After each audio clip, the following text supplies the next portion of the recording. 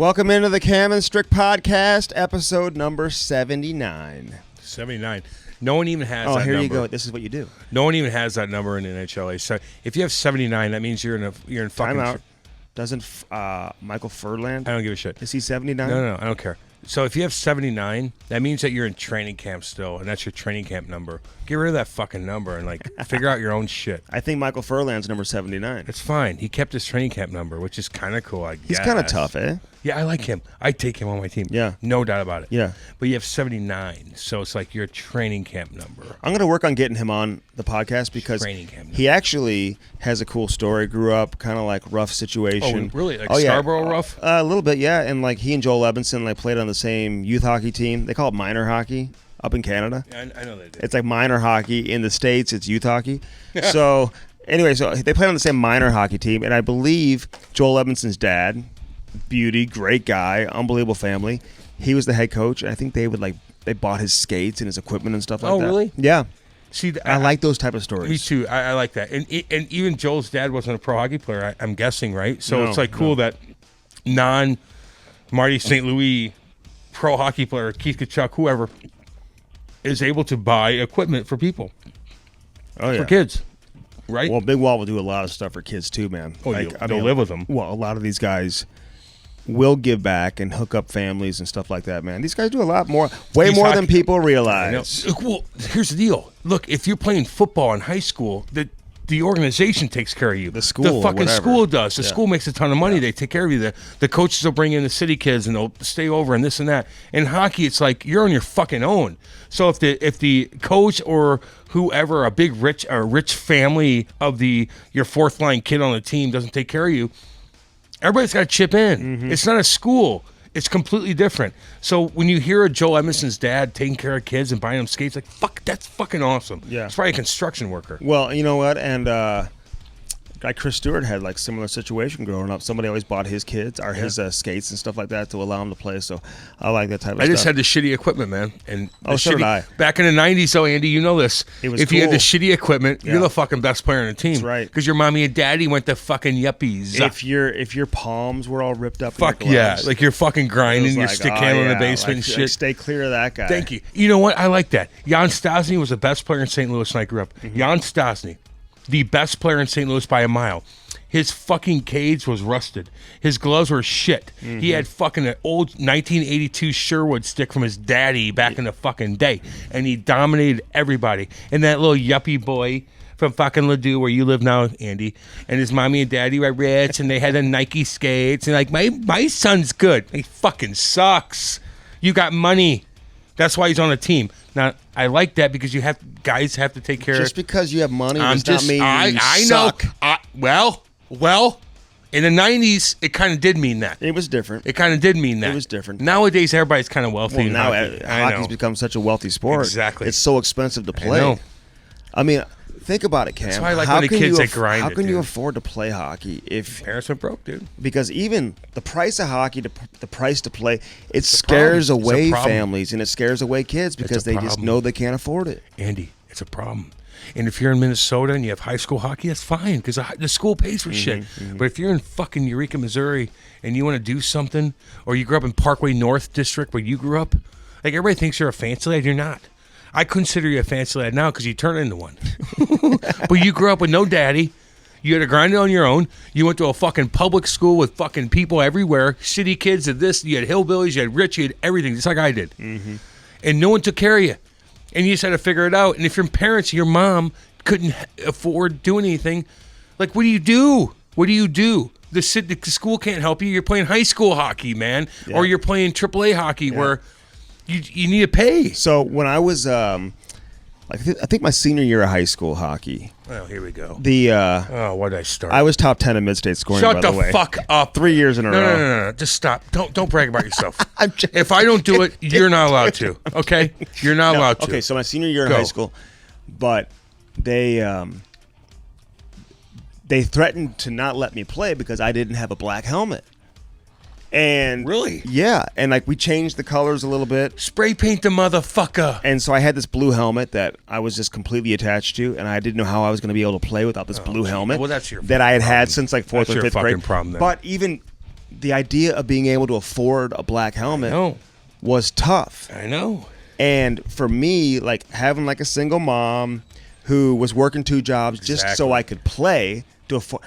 Like in my head, man, I would have so much anxiety about it, Cam, because I did not want to ask her to go buy me a helmet. And then you go to practice, and all the guys are like, "Why do you have a blue helmet on, you fucking poor boy? Right? You're fucking. Where are you from? And Like, it would be like the coach never really made a big deal out of it, but the manager, this fucking dick, this manager would always go to the coach and be like, he shouldn't be able to play. Paint the motherfucker then, because he's got a blue helmet and he needs to have a black helmet. And the coach would be like, "What's up, dude? You don't have a black helmet? Go get a black helmet." No, okay, with what? My job I don't have? Yeah, and I'm like, who's going to pay for the black helmet? My mom's grinding it. Like, you know what? She's not even home. I need her to buy me a $30 Sherwood stick. No shit, my stick's cracked, and my skates are fucked up. Yes. And I need a blue helmet, pay black for my helmet? skate sharpening. The fuck out of here. Help me out. I used to see some of these kids. We used to go to this hockey store called the Hockey Loft back in the day. Yeah, I remember that. Great store, man. I'd see these kids, this clean house inside this store. With their mommy and daddy. Oh, just clean house. Fuck off. And you know how excited I was just to be able to get a roll of white and a roll of black tape? Like if I could get tape? 2 colors. I would love to have tape. If I could get 2 colors. If I got white and then I got plastic and I got black. Plastic Dude, tape's like fucking gold I dust. was so happy. It's gold dust So back happy. in the day. These kids have it so good, and that's fine. We want that. And my kids, man, it's way different for them. It's way different for them than it was for me. Damn right. You better take. I told her, don't get me started on you and Ty. You and Ty need to have that bonding session. Don't get me fucking started on this. Don't get me started on it. And all y'all. I say it all the time. If you don't have that bonding session with your little boy, like your fucking pride, your boy, you got 2 girls and you got a little boy. Yeah. And that's not your little fucking. Did I tell you I know the secret of how to have a boy, by the way? I had Stop 2 it. girls, Good God. and then I know the secret of how to have a boy, so if anybody out there wants to know the secret. I don't even believe you had sex. I don't even believe you had sex. So stop with you know what the fuck how to. Get out of here. Dude, I know how to have a boy. I don't even want to think about it, to be honest with you. Okay. Actually, it's kind of People are hitting me up, by the way. No, it's kind of cute. And people are hitting me up. They're asking me like private messages. Hey, listen, it's that time. Like, what do I do? It's one thing to have a boy. It's another thing to fucking take care of your boy. And I don't even have kids, but I know how my dad was. Like, you have to find that little area, man. That little area in your house where you can get away from the girls of the house. You can get away from whatever. Yeah. And you and your little fucking shit kicker boy can go down there and do one-timers and have your fucking jam session. Oh, yeah. Your jam session. The moral of the story is, you know what? When some of these adults put that pressure on kids, you really don't know what you're doing to them inside and what's going on and what's preventing them from getting this or getting that or whatever. You got to learn. You got to get to know the kids, understand who they are, understand where they're coming from, their background, and just have a feel. And when you don't, then all of a sudden you can create some serious issues, man. Well, you don't know how to deal with kids. Every kid's different. You can't go in the locker room, and the best coaches in the world know this too. You can't walk into the locker room and treat everybody the same. Like, you can't. The kid over there is from fucking Oakville. This kid's from fucking Pretty Boyville. This kid's from fucking Fuckville. This kid's from fucking North County. This kid's from fucking whatever. Everybody's different. Everybody grew up differently. This little fancy lad boy's got a fucking pretty boy dad, and his mommy and daddy are fucking wealthy, and they're like, me, my kid's the best. So this kid doesn't know how to act in front of you. And the other kid has mommy and daddy work all day, and they have no confidence. And all of a sudden they're like, well, what do I do with this? And this other kid has got this. And you just got to treat them differently. And good coaches know how to do that. They know how to treat me different than you, Andy. And Joey Vitale different than fucking this. And this, that, and like, it's all different. And the good coaches know how to pinpoint different players and be like, I know how you grew up. I know how you grew up. Mm-hmm. I know what you're thinking, and I know what you're thinking. And the best coaches find a way to collectively, as a group, get these kids together and get them on the same motherfucking page. And the pussy coaches don't know how to do that. I shouldn't say that word. But I should say that, yeah. They go, I knew what I did, blah, blah, blah, blah, blah. Just like the swinging dicks and Bellman. The car salesman. Yeah. Not at Bellman, but compared to Bellman. Yeah, no. Yeah, I know what you're saying. You get my drift? I went 30-0 in high school wrestling, okay? 30-0. I won state. I won fucking state. What's your? I was all conference. Yeah, you're in high school wrestling. You're married to Cam. I beat his ass up in school back in the day. I make more money than he does because I'm gonna rip you off. Fuck you, dude. I thought of you all day yesterday because the Lightning had their Stanley Cup parade in boats. I love it. Did you like the boat parade? Fuck yeah. Here's the thing. Where were they? They were talking like inside like Raymond James Stadium. Patty shit himself and he pissed himself. I don't give a fuck. Y'all, it's sweat. No, he shit himself. He pissed out of his ass and it went down his front. Who cares? No, Patty was hilarious. But they did the boat parade. And I'm like, Steven Stamkos is on the back of a jet ski, right? And they're like, Wah! And all of a sudden he's like, ooh! I'm like, that thing could have been 100 feet deep in 2 seconds. You know what was right behind Stammer? Who? The fucking diving team. The Stanley Cup diving team. Really? You notice that? They had a diving team Fuck, in case that cup landed in the water and they had to go rescue it? Exactly. Oh, that's pretty smart. That's awesome. They had a media boat, too. They had these guys. Look, you know how anal they were when we partied with the damn thing? Remember they're banging on the door? Or they're banging on the door like, get us out. We're like, we got 20 more minutes. Imagine them in Tampa like, no, motherfuckers. I'm taking this on my own private jet ski and I'm wasted. And I'm cruising around with the Stanley Cup, and these guys are having to follow them. They're banging on the door where we were at, and we locked it. But these guys are trying to follow these guys on jet skis, and they're about to drop the biggest trophy in sports to 300 feet deep in a bay. And they let them do it. I will say fucking this. Right. The NHL and some of these like Twitter accounts, all they do is tweet about Patty. Patty's on every single tweet. Because he's entertaining. Dude. And he's out there. He's front and center, and whatever. then the other nerd boys. But where is did Braden Point leave? I know. Did he just go home? Where's Hedman? Did he go back to Sweden? Patty played like 10 minutes. Is he still in the bubble? Patty played 10 minutes. They're fucking But prancing Patty around. listen, he can be self-deprecating though too. He even said that when he went up on stage, man. He knows how to celebrate and party, man. I love that part of it. Of course. He looks like a professional wrestler, dude. He looks the great. gold chain. His hair looks awesome. He doesn't give a shit. His shirt's His off. body's not as tight as I want it to be as far as sexy is concerned, but his hair looks badass. And I'm like, fuck yeah. Fucking But prance where's around. all like the big boys? They don't give a fuck. Patty loves attention, dude. That's how I am. I don't give a fuck. I'd be prancing around like a I saw fucking that. peacock. You didn't even win the cup here, and you wanted all the attention. I know. I It's saw you embarrassing on my part. Unbelievable. Well, I'm a fucking joke. I don't care. No, you're going to give me the cup. I'm going to make out with that fucking thing. But, they kind of had a parade. I guess that was the parade. Yeah, but that was cool. They Yeah. did a good job with the whole thing. Well, because they localized it, man. That's Can I what say they something? do in Tampa Bay, Can I man. say They're right something? on the water. Can I say something? Yeah. To these fucking writers. What would they say? Just listen to me. I like all you guys. I do. A lot of you, you're great. But when Killhorn went up there and goes, he's wasted. Killorn? Killorn. Or Killhorn? What the fuck ever? He goes up there. Went to Harvard. Did he really? Yeah. Oh my God. And these guys, that makes it even better. So this Harvard grad goes up on stage, just got done blocking shots with his motherfucking face, and he calls out the governor of Florida, who opened up everything weeks ago, right? Mm-hmm. And he's like, thank you. The bars are open now. Thank you to the governor of Florida. The bars are open for the boys. Harvard grad. And all these little fucking writing nerds, man. I'm sorry. Most of you are good, but a couple of you I want to smack in the fucking face. You're like, this is disgusting.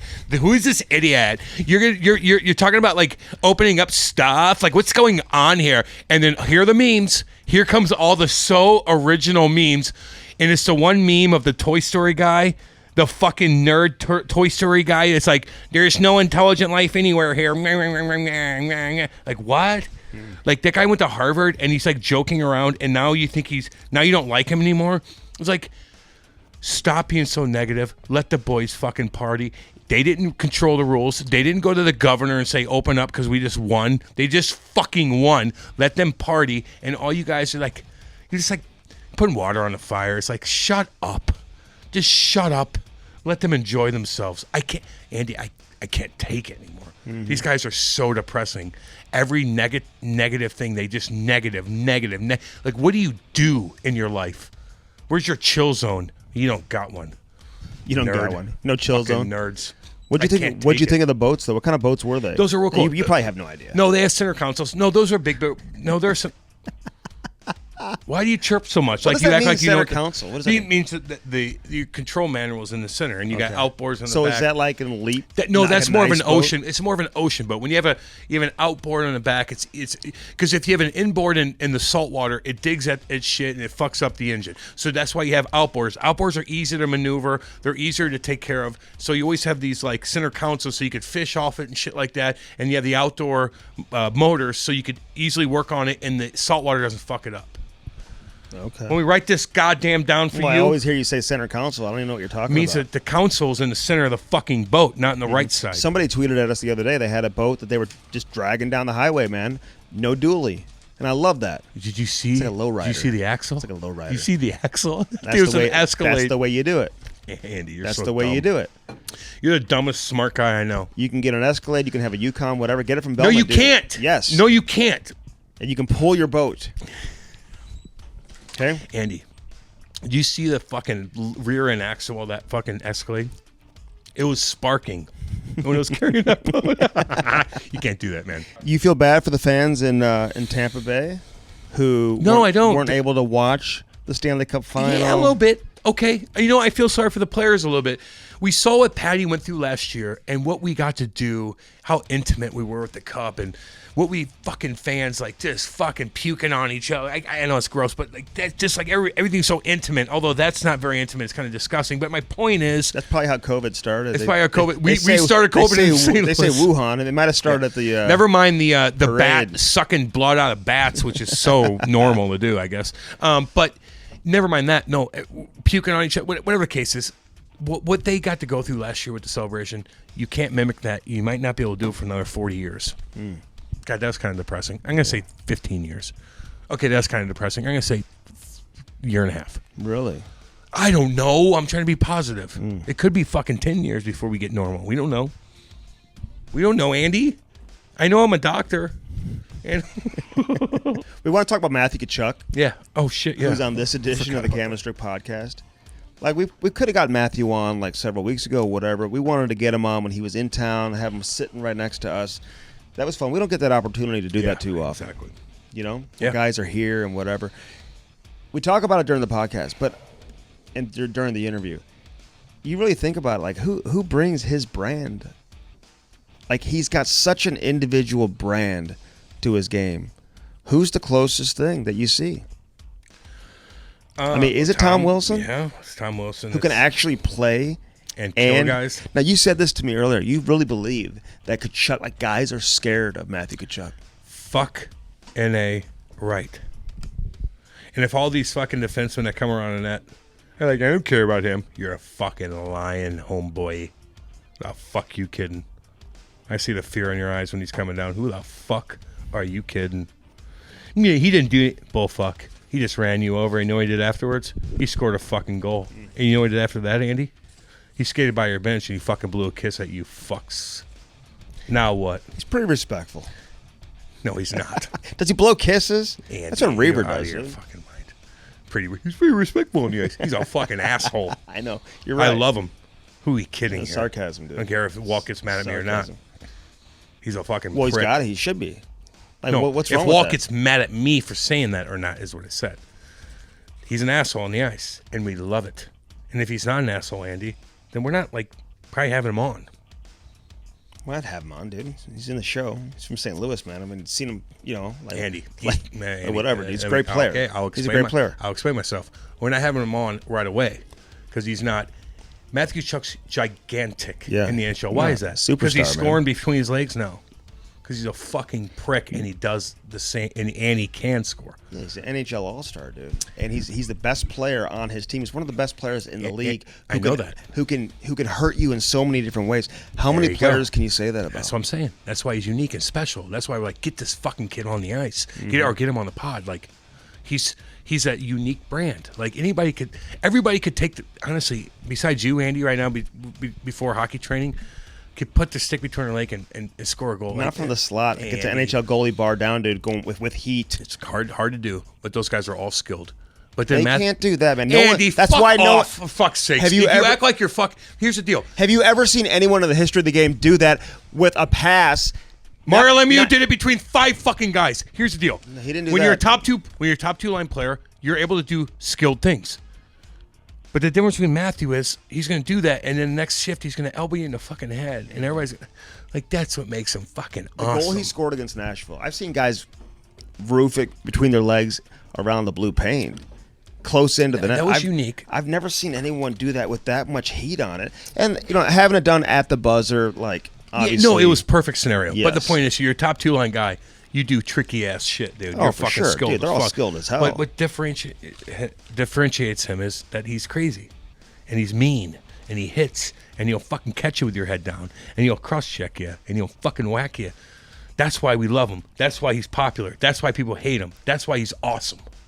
He talks about the rivalry too in Edmonton, which we get into. Like, he loves playing in Canada too, man. It's so interesting to hear like players talk about like the experience of playing in a Canadian city against a rival like that involves the most popular player in the game today, in Connor McDavid. Like, I never heard of her. You never heard of? Okay, well, let me tell you about Google his ass. Connor McDavid. Yeah. Okay. So I mean, it's such a people can't relate to that. They don't understand, like, who don't live in Canada or who don't live in those markets, just how big it is. It's and it's 24/7. It's just you can't get the build-up get away is from amazing. It. You man. can't get away from it, and it's nonstop, and it's great, for hockey, and that's why I want a Canadian team to win, man. I do. I told you that a million times. They deserve it. It's got to be the right Canadian team. No, it doesn't have to be fuck. It just seems to be a Canadian team. If you're the right Canadian team, that means you're the right Canadian team. If you win the cup, that means you're the right goddamn Canadian team. I want Canada to have the euphoric high that we all felt. These Canadians, goddamn, deserve it. All you. You work your ass off at the fucking mill. Then you go to goddamn Toronto and spend all this money on your family to go, and they get beat 6-0 while they spend $60 million a year on 4 players. You deserve something. All you guys. Well, it's been That's a long why time. we cater to Canadians, man. Like, I'm sorry. Like, these fucking guys, they deserve it. All of them. They spend all this money. They're disciplined so they don't get COVID in the bubble. Like, God, Canada deserves something, dude. I'm sorry. They need a Stanley Cup. And I'm rooting for it. So, all right, well, let's get to Matthew Tkachuk, man, on this edition of the Cam and Strick podcast, brought to you by CarShield and CarShield.com. 800-857-2481. Mention the promo code CAM. You'll save 10%. Again, 800-857-2481. CarShield.com. Hey, protect yourself. You never know when something's going to go down. Your computer goes out. Something bad happens to your car. Hey, before you know it, you're looking at spending thousands and thousands of dollars in repair. Unless you're protected with CarShield and CarShield.com. Doesn't cost a lot of money. Customize your own packages, so you don't have long-term commitments and all that type of stuff. You don't have to have that. No. You just have a short-term commitment if you want it. You want a longer-term commitment, dude, customize it the way that you want it. Give them a call today, 800-857-2481, CarShield and CarShield.com. How about Bud Light Seltzer? Oh, motherfucker. I love it so much. I think you've shattered your F-bomb record on this edition. Why? Of the you have really? Today. Oh, yeah, today you have. Yeah, really? Maybe sorry shattered. about that, Bud Light. No, I'm sorry about that. Sorry about that. But I love it, though. I always text tweets, just tag Bud Light and show a chill zone. Just show us your chill zone. And it doesn't even have to be that nice. Like, you could live in a trailer in the middle of Missouri. I probably know you. I probably related to you. I don't give a damn. You're probably related. I know. Just show me where your chill zone is. Is it in the garage with, like, all your shovels and shit everywhere because you have to get away from the wife and kids, and all of a sudden you take a picture and you have a weird thing on your toe? But I think you blocked the shot, but it's really like a tattoo of a camel. As camel toe on your toe. What the fuck were you thinking? But I love you. I love that. And you tagged Bud Light and you showed us your chill zone, man. And despite you having a shitty tattoo on your toe, we still love you. It's all good. We want to hear it. I want to see your chill zone. It could be in your garage. It could be in your in your cellar. I don't give a shit. Where do you escape? We all need an escape zone. Andy's moving into a new house so we can escape his kids. Good luck with that. I want to see Andy's new chill zone. But we love it, man. And always tag Bud Light because we love Bud Light Seltzer. We love Bud Light. We love AB. We do our thing, Andy. All right, they've got the variety packs, too. Now, pineapple, cranberry, grapefruit. So try that in addition Lemonade to the original flavors. Lemon, lime, strawberry, black cherry, and Mango. Cam's favorite. Mango. Baby. Oh, God, is it good? I mixed mango with a couple different things here and there. Kate was getting creative in the kitchen. It was a Sunday. We're watching football, fucking chilling, dude. She's like, I'm going to try something. Oh, my God. I put a little lime in there. Oh, Lord. Really? You mix the lime with the mango? The recipe could be a little different than that. The recipe, I don't want to fuck people over. Okay, you don't know the recipe. Kate made it, and she put mango in that, and I'm like, son of a bitch, this is unbelievably good. You can get creative with Bud Light Seltzer. Unquestionably good. Is that what I say? Yeah, unbelievably. But it's unquestionably good and unbelievably Is that the wrong term to say? Unbelievably good? You can't say that? That's their slogan, dude. Unquestionably good. That's right, it is. It's unquestionably good. Don't even ask questions. It's 100 good. calories, less than a gram of sugar, 5% alcohol. Go drink a Bud Light Mango. Seltzer. And by the way, you can get one flavor if you want. Like if your favorite is strawberry or black cherry, get a case of strawberry. Yeah, dude. Simple. Right. I did a case of mango, though. You didn't come to the skate last night? I had to do shit. And you got some great feedback, too. HockeyTraining.com has been the greatest thing to come into my life since my wife, dude. It's been... I don't know. Not your kids? Over your kids? Well, no. That's what you said. My kids came from my wife. Did they? Well, are you sure about that? Essentially. Yeah, essentially. Are they your kids? Yeah, I'm joking. They're all mine. Here's the deal. You're right on that. And They're mine. Anyway, they are your kids. I see it. I think. Here's the deal. They look just like me, dude. Do they? Oh, yeah. They got blue eyes like me. It's very bizarre. One of them has blue eyes. Okay. Well, anyway, the point is you did look pretty good yesterday. You weren't there. I know, but I heard about it. What was the feedback? Your skating's still suspect as fuck. That's not what I heard. That's not what I heard. No. You asked me. Don't fucking... You weren't there. I heard about it. All the people you played against are my buddies. They text me right afterwards. Your skating's a little suspect. But goddamn, your hands are there, baby. Your vision's there. You got the puck out of the zone. You back checked. You're working hard, and I like that too. I still haven't seen... No, listen to me. Dude, you missed it. No, listen to me. I know you made a couple dangles in front of the net. I get that. Have you taken the puck after a goal? And all you guys know when you play in men's leagues, right? There's no whistle. So after you score a goal, you know you're a good hockey player. When you're the guy behind the net, when the goalie takes the puck out of the net and he puts it right behind the net, everybody gets back in position. You're the guy that takes the puck from behind the net, not just kicks it wide real quick in the zone like a pussy. You're skating it up, and everybody else moves and maneuvers. You gotta shake him back. Listen to me. Yeah, you gotta shake the first fucking defender. shake them off. And then the guys have to get open. They got to cut across the blue line. And you know what? No one's open. What do? You shake another guy off. And now you got the red line. You got the blue line shaking guy off. Now you got the red line. Now you got speed going. You're like, fuck this. I'm not kicking it wide. I'm not Patty Maroon game 6. I'm not doing that. Knock it out of midair. Knock it out of midair. No, I'm keeping it. I'm keeping it. Now I'm in the zone, baby. Now I'm in the zone. I just shimmy shake 2 guys. Now I'm in the zone. I got a little speed. Like, should I kick it wide? No, I'm going to take it all the way to the net. And even if you don't even get a shot on goal and you take it to the net, and some of these players in men's league, Andy, will back up all the way to the goalie. And so you're forced to shoot between their legs. You're like, fuck you. If I ding you off the fucking toe, you're going to bitch at me. But you backed up to the goalie, so now I got to fucking shoot the puck. That's where I want you to be, Andy. Have you taken the puck behind the net, shimmy shake motherfucker, shimmy shake a motherfucker, and then come down and have options like, what's up? I'll spin off a guy. I might spin off and get some fucking some space here. Have you done that yet? That's why I ask you. When you're confident, not when you're in front of the net when you get the puck, like, oh, yay. No, take the puck behind the net, shimmy shake, make a play happen. Until you do that. You got to show up to see it. I had business last night. Talk about the dream home. Yeah. I had business last night, homie. All right, so HockeyTraining.com. Listen, this is the perfect thing. It's the best thing to come into my life since my wife and kids. Because it gives you confidence. You know what I'm saying? You want to have confidence as a player. Oh, dude. You want to have confidence as a men's league player or as a young kid. You want to walk into the dressing room knowing that you're ready to go out there and play and that you're confident that you can make plays and impact the game.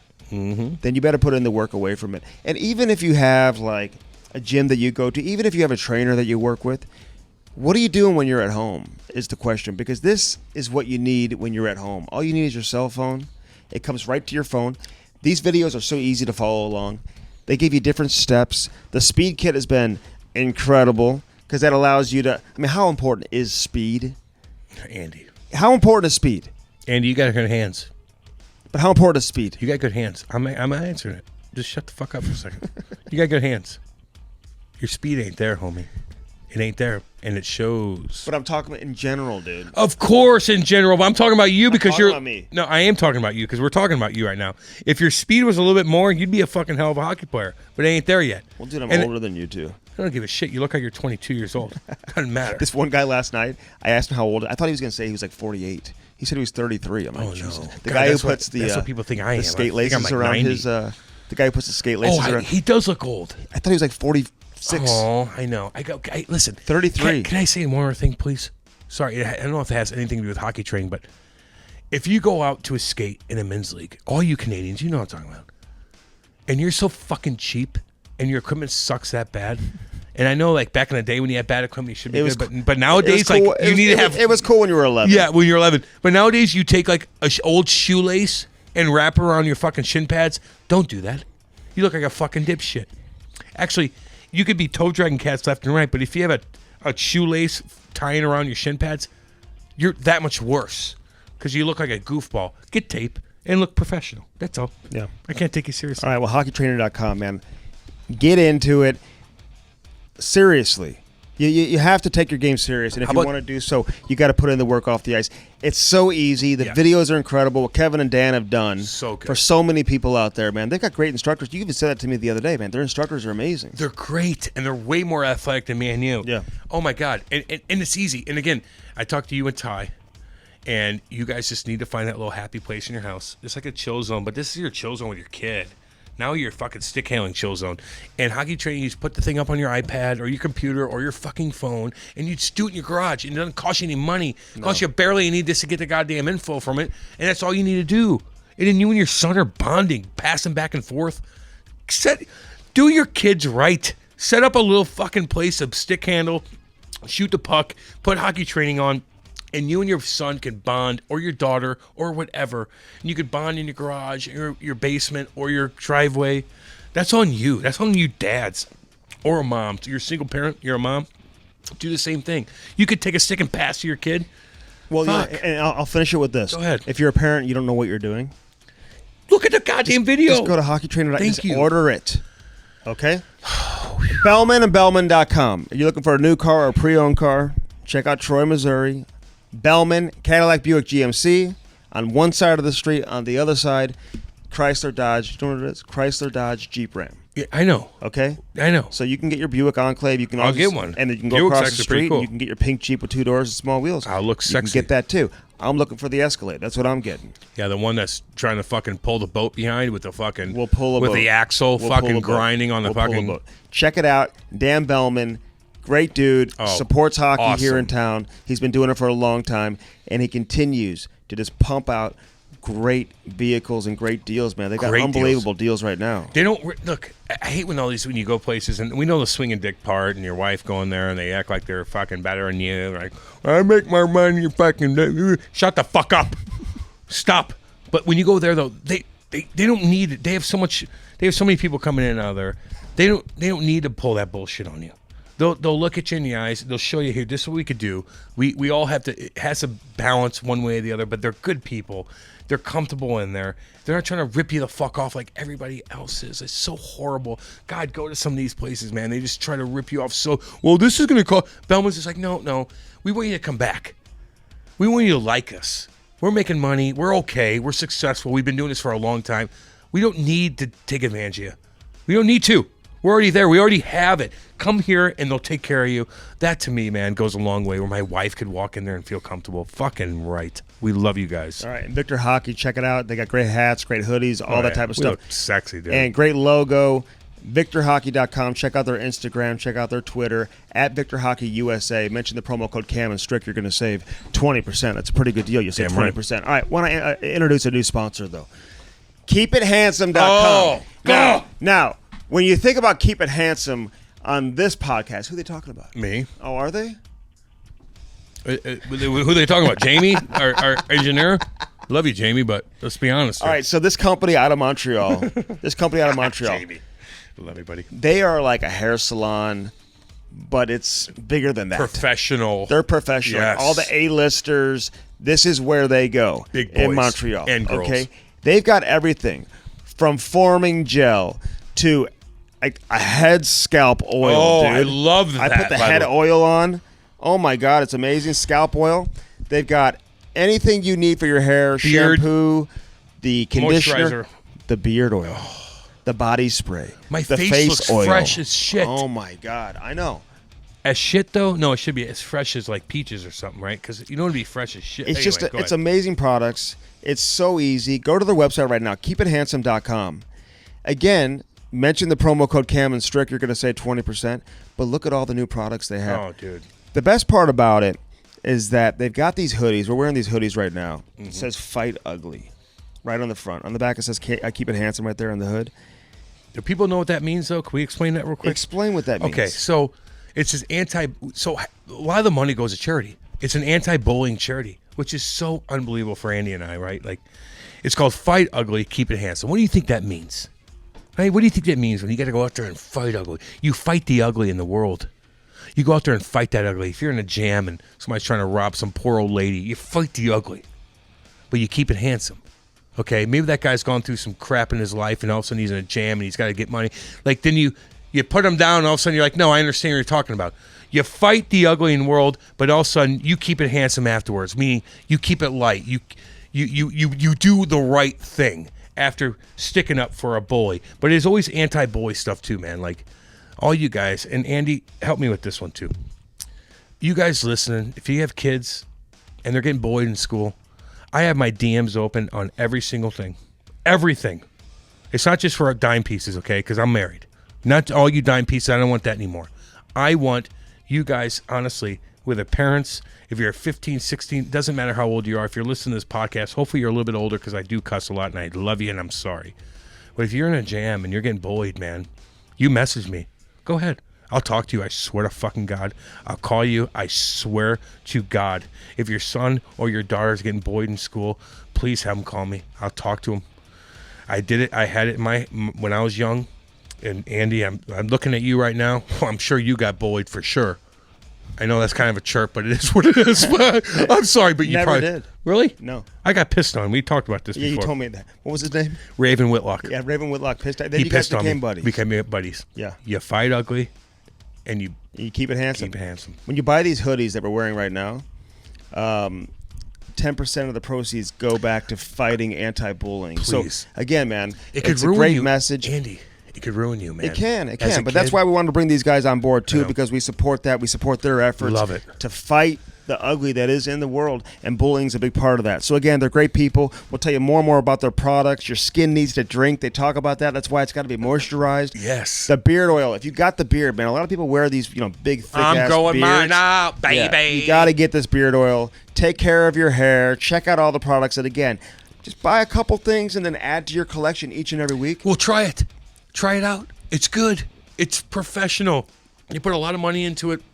They do the right thing for the community. But this is not like, oh, we're gonna throw this. No, they really, really put this together the right way. They did a lot of research on it.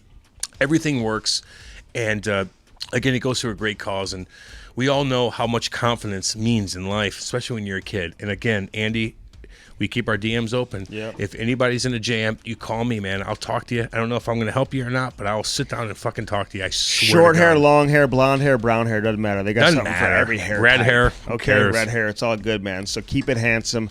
Again, buy one of these hoodies. 10% of those proceeds go back to the anti-bullying message and the charities that they support. So we appreciate Mirko, the whole crew. Reed Simpson, who's involved. Entrepreneur, former simmer, tough bad guy in boy, the NHL. Man, he badass. fought everybody. Appreciate him making the introduction, bringing these guys on Yeah. board, and we love having Keep It Handsome with us here on the Cam and Strick podcast. You'll hear us talking about them for a long time over the course of the next several months here on the Cam and Strick podcast. All right, let's get to Matthew Tkachuk, man. Chuck E. Cheese, again, one of the best all-around players in the National Hockey League, joins us next, right now, on the Cam and Strick podcast. What up, Matthew? Welcome into the Cam and Strick podcast. Where are you coming from? What have you been up to? Thank you. It's great to be here. Great to do this in person. Yeah. Most of these I've done have been over the phone, not as fun, but just got back from Cape Cod today. Was there for a little golf week, golf tournament, and just excited to be home for, I have no idea how long or what I'm going to do, but just going to start working out today. And Dude, you love it here, don't you? You love St. Louis. It's great. Yeah. Why do you like it so much? All my friends are like just finishing up college or just out of it, and they're all, especially with this COVID thing, back home trying to figure it all out if they're not working right now. So I come back here, it's just like it was when I was younger. You see all your same friends and hang out at the same places. Just simple life here, play a little bit of golf. And Are they struggling, your buddies? Like, they're getting out of college, so they go through the college, and of course they live a different life than we all did, of course, but they go to college and all of a sudden they get out and they got this pandemic and they got their education. They're probably in student debt. Are they like fucking confused? They're like, God, I can't get going. I'm still with my parents. Like, is it weird for them? Do you know what? Actually, most of them are right in like working and just doing stuff locally here in St. Louis, or some of them, a few of them are outside of the city, but most of them were lucky and got in right away, and so I'm happy for them. But it was fun though when they were in college. They'd sneak up to visit me in Calgary. I don't know if they're gonna be able to do that as much anymore, but those were some of the best times. I brought a few of my best buddies last summer up to the Stampede. Oh, they love it. My God! The St. Louis boys loved it. Oh my God! Because nobody knows about it here, and it was a blast. Well, what is the Stampede though? You're right. We don't know about it. I hear about it, but what is it? Honestly, I don't even know. Bunch of cowboys, really. man. It's just there's like horse races and I don't even know. Bull riding and shit. I think so. Yeah. I think so. But I just raced right to Cowboys tent every afternoon at 2 p.m. when it opened, and I'd be there till I got kicked out at 2 a.m. or 3 a.m. What's it like though? Like when you're 20, 21, now you're 22, and like all your friends are in college. Like you're keeping in touch. They're doing their thing. They're out partying all weekend, and like you have like this set schedule. You got a great life. Don't get me wrong. I think they would probably trade places with you. But is it kind of a little bit weird in a way that like guys your age are in college, staying at their parents' house, whatever they're doing, and here you are making seven sheets. The motherfucker. Still stayed at home though when I come back to St. Louis for the little bit I'm here. But when are you gonna build your own house? Is that gonna happen? Yeah, dude, and where's it gonna be? we'll see. We're We need to in talk the about that, homie. beginning Oh, are you stages house right hunting? now. Not really. Stay with your but parents for a little bit. Look, I get it. I'm here however long. I'm normally in a regular season. Past few summers I would come back, and our team unfortunately would be knocked out either at the end of April or the one year we missed out. So I was just at home for that whole month of May. And then my brother and I, we'd start our beginning training stages here with Crash, who's been our trainer here for forever. It was unreal. He's Crash. unreal.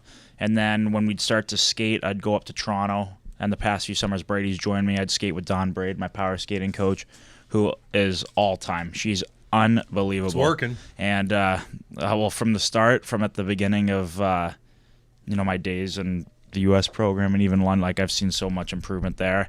And we got to get to know Gary Roberts and train with him up there. We've had him on. hardcore. Yeah, He's he's he did hardcore. the podcast with us, man. he cried on. He the got podcast. emotional with us Yeah. a little bit too, man, because it wasn't all like About his easy for injuries him. and Oh stuff, yeah, yeah. what he had to overcome. But he loves the Tkachuk boys. They always say this, and even like people who know you guys, man, they see you on the ice and they see how Brady plays, and of course how your dad played, but they always talk about how respectful you guys are off the ice. Off Is that the ice. something you do naturally, or is it important for you guys to be respectful when you're not, in the When you're a in fucking the dick mix? on the ice, okay? When you're a dick on the ice, who cares? Well, Just I go. think if we were disrespectful off the ice, my mom would slap us around no matter what, no matter how old we are. So it's just the way we're raised, and I think it's also great to be known as that off the ice when you could be somebody totally different on the ice, and you can keep people guessing a bit, and it's great. But I don't know. Off the ice is just way different than on the ice for our whole family. Exactly. Let me ask you this, because guys who like normal NHL players who grew up, they dream about playing in the NHL, and you did too. Even though your dad was an NHL star, you still dream about being in the National Hockey League. But when you grow up around it, is the transition different for you, do you think, versus a lot of players who never were exposed to NHL dressing rooms, never exposed to the NHL game? Do you feel like you had an advantage from that standpoint? 100%. I did not, honest to God, and I think playing in London helped as well, and also playing for the U.S. team, just the way your scheduling was and the way we were brought up, that 15-year-old, 16-year-old, and 17-year-old year. My 18-year-old year when I was in Calgary, it was so easy, the transition off the ice and at the rink. Obviously, on the ice is tough, and they're way better players, and living on your own is a little bit different also, but going into a new locker room with much older guys, I felt right at home, and the guys, I was lucky I had a bunch of great guys that brought me in like I was there for years, which I just thought was so great, and took so much stress out of my mind. And but I think growing up and coming to the rink every day, seeing him every day, I just think you knew how guys were in the locker room. You knew how they were on their days off, their practice days, the looseness before games, and how serious they got. And I don't know, just little stuff. Like I always remember my dad, he had to come home and take his pregame nap. It's just little stuff that you know. Yes, and that he did. It's that little stuff you know, and the older I get, the more stories I hear about other stuff. And but I knew what life was like in the NHL way before I got there, as opposed to, like you said, some other guys just go in there and not necessarily, not everybody goes in at 18 years old too. Like I was young. I was young. It's Were crazy. you ever in awe? Because even like Marty St. Louis said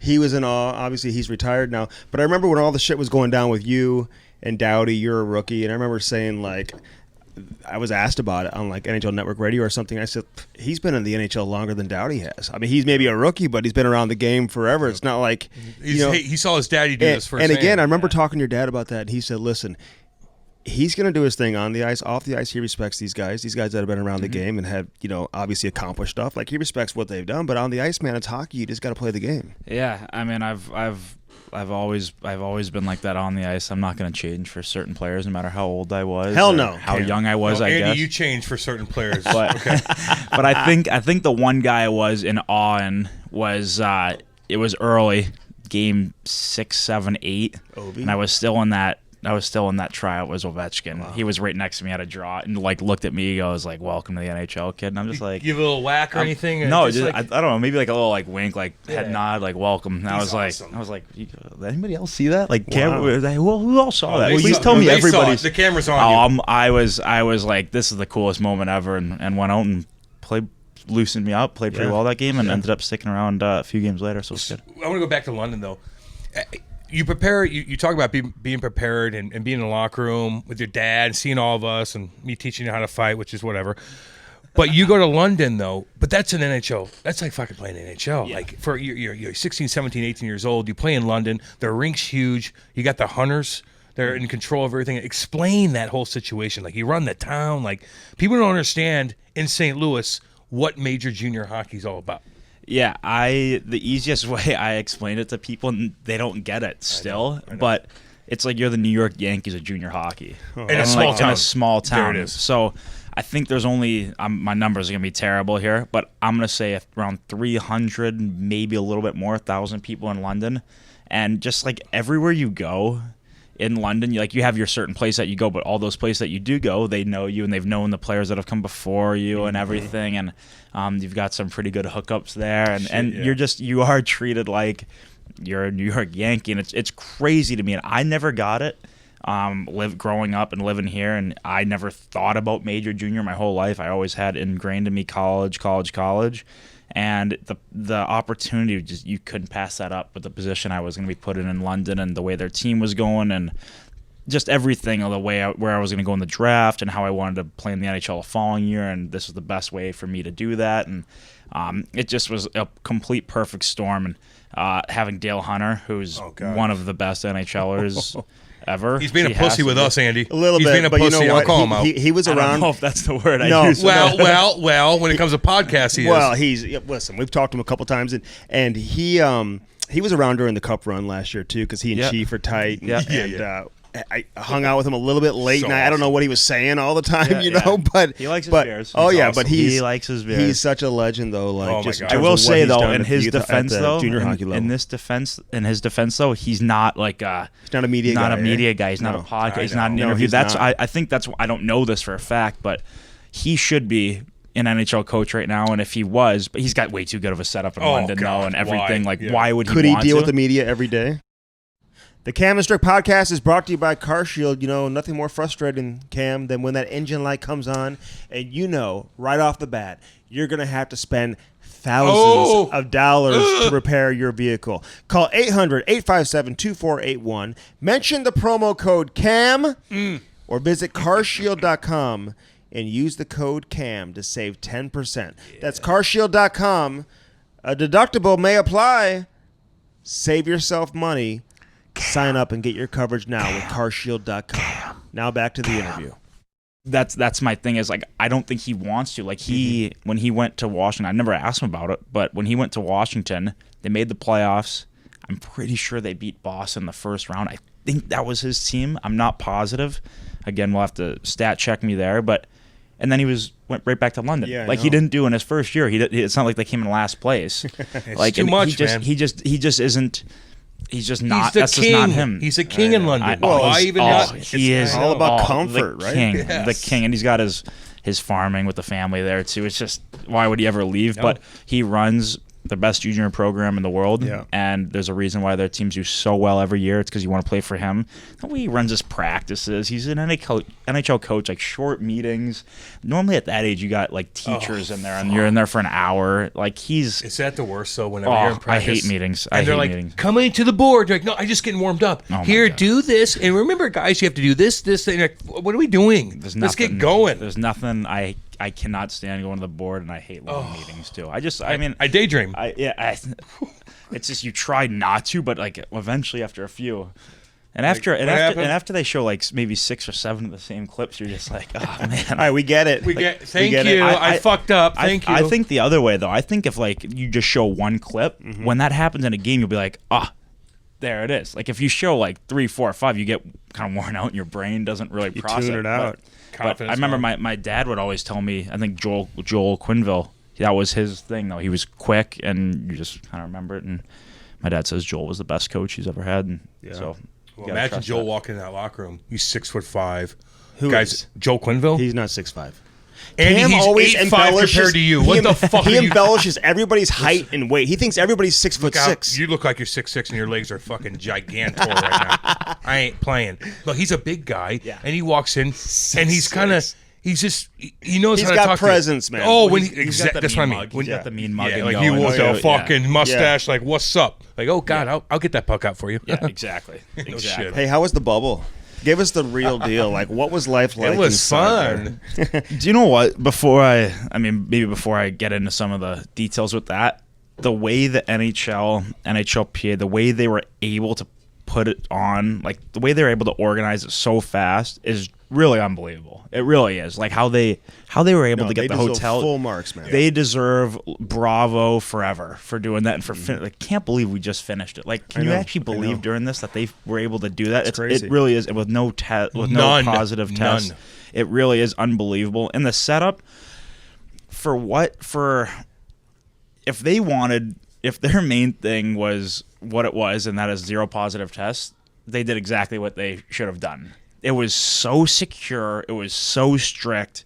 It was very small. Could you have left if you wanted to? Like, could you have No. gone out in the town? You could Not have? when we were there. I don't know. Right towards the end when we were there, they opened up the CFL stadium. Yeah. Which is a couple miles or a couple kilometers, they call it in Canada, but a couple miles like away. Can you translate it? Or and no? you no, absolutely He's not. American through and through. And man. you get in your bus. They drive you like into the stadium, drop you off, bus would wait there, and then drive you right back and inside the bubble. Yeah.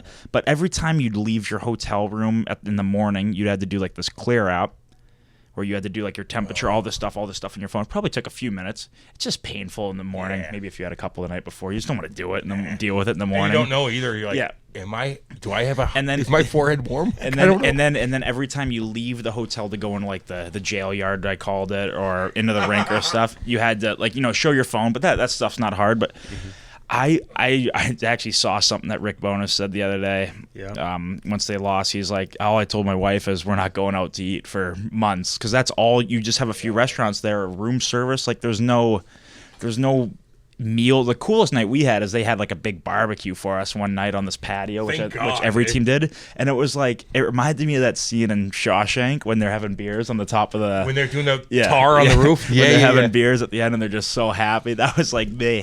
But do you know what? It wasn't something that is a long-term plan.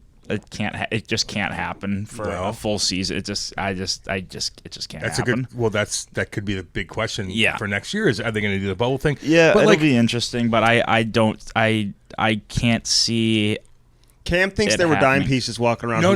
There, I was left and right. Well, did you creep out the girl that worked at the front desk? Was she getting creeped out by everybody? The one female that works there. So Lord. there's a bunch of, obviously there's in the restaurants and everything. There's a bunch of people that work there, but what were the rules with them? Don't even look at him. Don't even look at him. You are fired. No, you could no. They would have to go. So in the bottom of the rink, I wish I could show you guys a picture to explain. I have it somewhere, but you'd walk into the rink from the jail yard, and to the left would be all the COVID testing stations, and up top would be, where more testing stations for the players. The bottom were for all the staff, and then that's how you'd enter into the rink.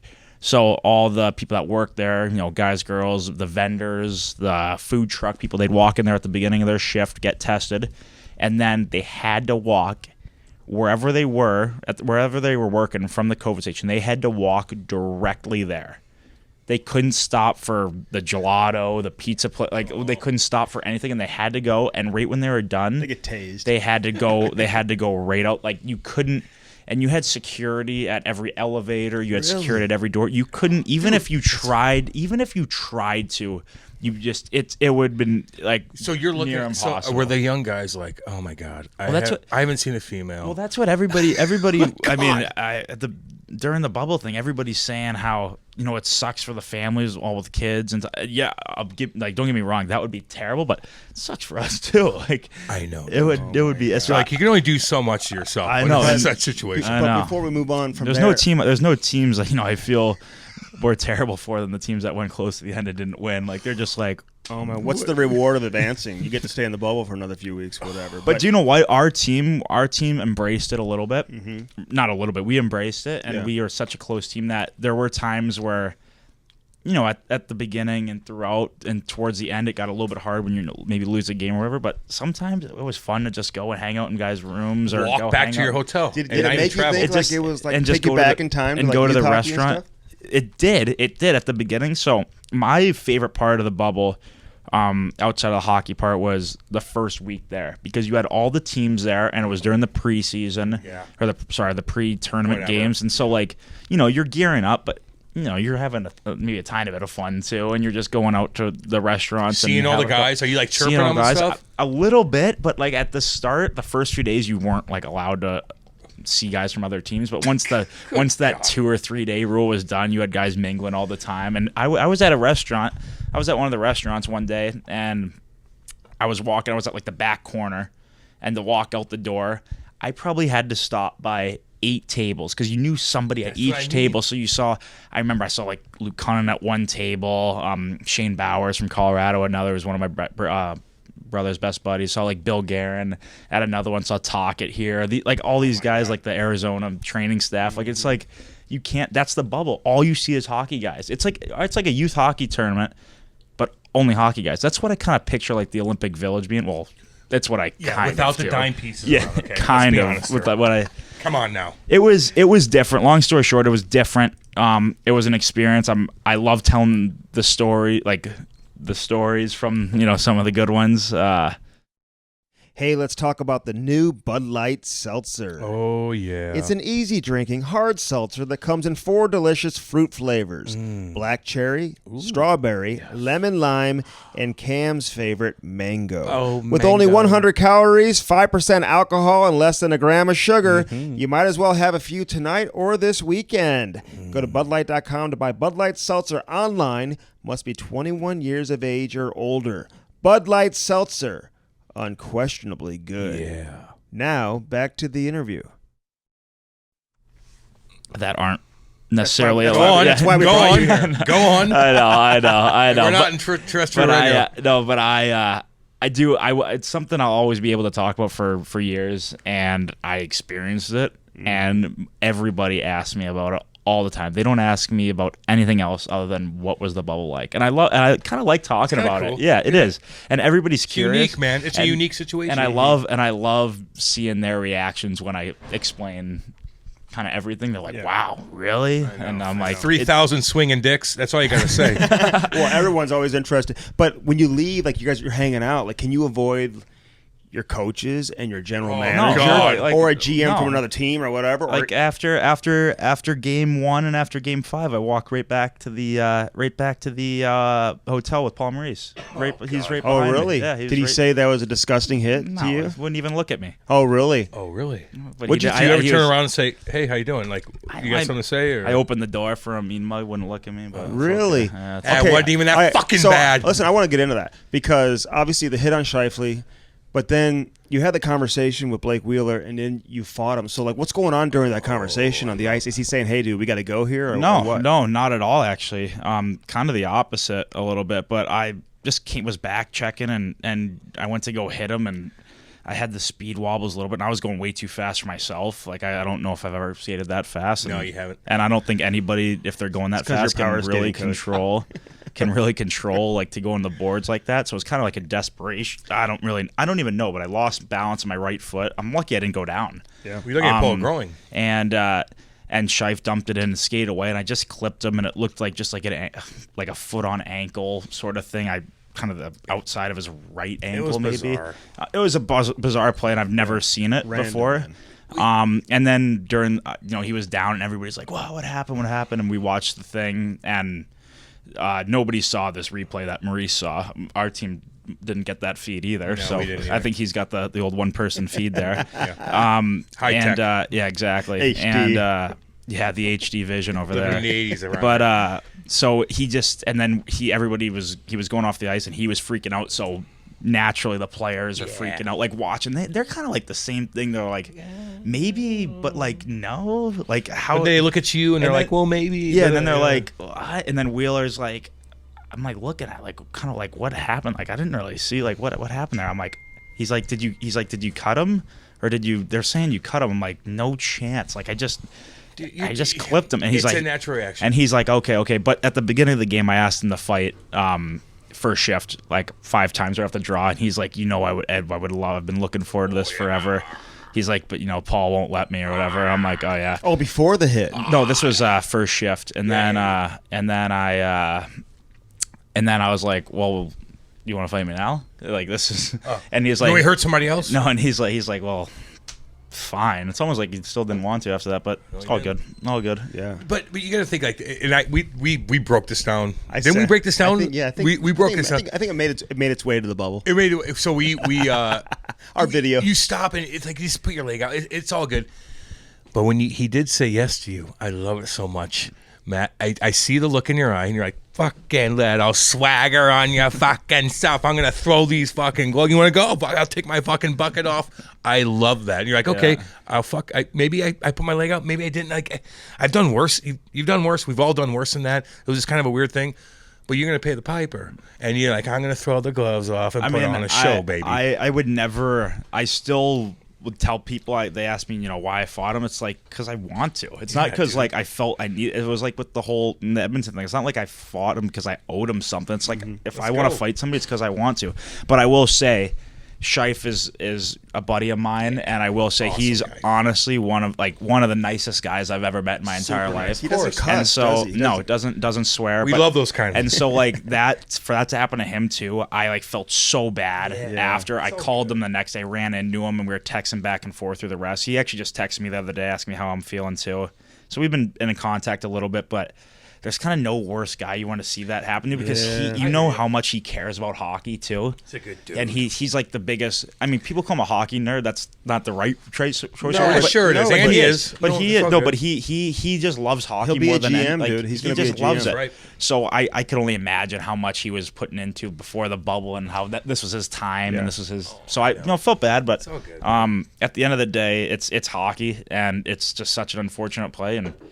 I was going too fast, and he turned. And he a broke little his bit, finger in the one of our skates. I think you were then out there what that happened? day. And then what happened? His Shattered his it. line mate. Yeah. No, I Did you see Matthew is my line mate. Whenever I always make sure. And he breaks his finger in a goddamn skate, and he plays the rest of the game with a shattered finger. And 50 all the boys were up there. fucking 50 It was like places. Game 7. Like the Oh, summer, remember the Jesus. summer skate? You came out there a couple times, like 6:30 in the morning. You know, Out at and Webster, Kirkland. yeah, I remember that and one. So this time, like, there was a lot of guys. I should not have even been out there. What are you doing And out? Why did I invite you? Somebody shot it. And I swear it was coming like 95 miles an hour. I was like, oh my God. It was coming 30 miles an hour, and it barely nicked his finger and it exploded into 50 different pieces. Joe Vitale was like, oh my God, put your glove back on. So It was like this. Oh, it's fucking horrible. the nail just came back. I swear to God. So Jesus. and he's on my Don't team. take too He's much on my longer on team, this. and I'm the puck's coming right at me. So I'm like, am I gonna deflect it or am I just gonna try to protect myself? And it was like a hammer hitting my finger. See, I got the war stories too, man. I got the war stories. Get out of here. But all right, I got to ask you about Milan Lucic though, because the way you play, and he's got the reputation. Whatever, he's been doing this for a long time. Does he tell you, hey, do your thing, I've got your back all times? Is that ever something that's discussed between the two of you, or are you just that's not even part of what your mindset at all? Maybe he's discussed it a little bit, but I think at the end of the day, we both know like he's one of the toughest, and I can do my thing out there. I would never really had like a full on sit down about stuff like that, but I think we just both know that he's one of the toughest, if not the guy in the NHL. Well, he's definitely up there with top 2 or 3 guys, and I can go out, feel a little bit bigger about myself, but I look at like a team like Tampa too, and we'll get back on Luch in a sec, but a team kind of like that who got bullied around by Columbus last year, and all of a sudden their GM tinkers with a few things in the offseason and just makes them a lot bigger and tougher. Reluctantly, by the way. He didn't want to do it. He had to be convinced to do it. That's why he did it late. But now he's getting credit not the Coleman. But he brings in first round draft. Yeah, but like even that, but like they bring in Pat, Shen, and Bogosian, and 2 of those 3 are in the lineup every night. Yeah. So and fighting, and so you don't and fighting and big guys. Hitting. That Bogosian, he's a big tough big boy. goal too, didn't he? Oh my God, motherfucker! And do you know what? He's just. I mean, they're good players. You can play, and they're big and tough guys. So, and then he goes out and gets Barclay Goodrow, who's another tough kid, and then Coleman, who that's a ball. And then 2 of them. Yeah, but you got to overpay to get guys. Yeah, Blake Coleman too. When you're 8 years into it, and you got your fucking vets, and you guys are dominating every single regular season, and you're like, we're missing something, and they did.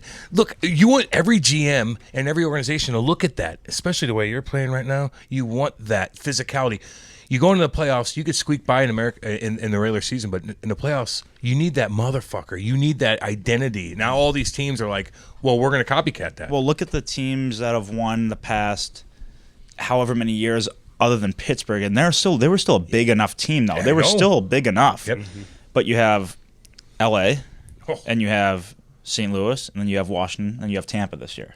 I mean, heavy teams. It just nothing's changed. Or you got 2 monster superstars like Kane and Tays or whatever, but like you have to balance it, and it's just it's great. And it's great for you too, man. Big time. Yeah, you either go one or 2 ways there, but I still think look at the 4 teams that were in at the end here: Dallas, Vegas, Big. the 2 biggest teams in the West, maybe other than St. Louis. Colorado's a big team too. I mean, we're a big team too, but those two probably played as a full team, probably like Dallas. That was a physical series for us. They were big boys.